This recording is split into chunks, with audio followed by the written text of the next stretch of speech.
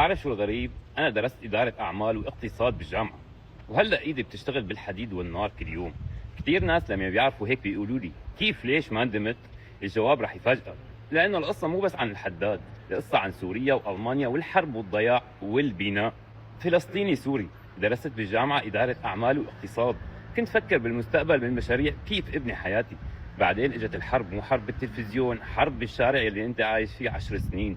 10 سنين بتعلمك اشياء ما بيعلمك اياها اي كتاب، بتعلمك الصبر والقرار وكيف تبقى واقف يما الكل عم يسقط. لما وصلت المانيا فكرت انه الصعب خلص، لكن الحقيقه بدا فصل جديد من الصعب. لغه ما بتعرف منها ولا كلمه، نظام ما بتفهم كيف تشتغل عليه، ناس ما بتعرف تحاكيهم.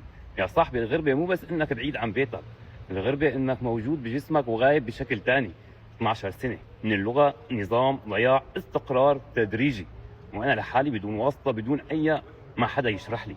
وهون صار شيء ما بتتوقعه، انا محترف الحداده والحام من سوريا.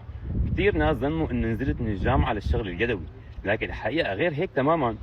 الحداده بالمانيا مهنه محترمه، قوانين، رواتب حقيقيه وحقوق. وانا بدرس الاقتصاد، فهمت الارقام والنظام اكثر من اي عامل ثاني. الموضوع مو بس راتب، الموضوع مهاره، عقل، وكيف تولف حالك هو يلي بيفرق معك. بس خليني اسالك سؤال واحد، لو عندك شخص عاش الحرب ودرس الاقتصاد واشتغل بايده بالمانيا 12 سنه وبده يحكي لك الحقيقه بدون فلتر، كنت بتسمعه؟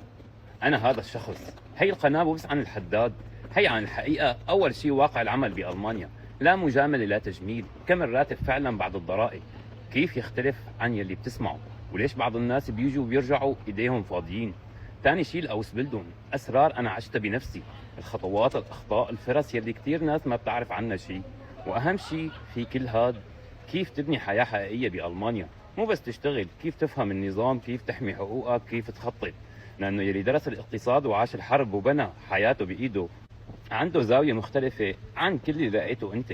انا لما وصلت المانيا ما كان في حدا يحكي لي الحقيقه، كل شيء كان اما مبالغ فيه او ناقص، وتعلمت بالغلط وبالوقت وبالثمن. انا راح احكي لك انه المانيا مو جنه، وما راح خوفك منها كمان. راح احكي لك الحقيقه مثل ما عم شوفها بعيوني، واحد عاش الصعاب الحقيقيه. لانه اللي عاش 10 سنين حرب ما بيخاف من اي حقيقه ثانيه. هي القناه الك اذا كنت موجود فيها احساس بالضياع، هي القناه الك اذا بدك تفهم كيف تشتغل بالعقل العربي بس نظام اوروبي، هي القناه الك. سؤال واحد قبل ما تروح، شو اصعب شيء واجهته او بتتوقعه بالمانيا؟ حط لي اياه بالتعليقات وخلينا نطلع سوا. ولا تنسى تشارك هذا الفيديو مع كل واحد عم يحلم بده يعيش بألمانيا أو عايش بألمانيا، مو من شان الفيديو، من شان يحضر معنا بالقناة ويكون ضمن عائلتنا وفريقنا، ويطلع ونطلع سوا.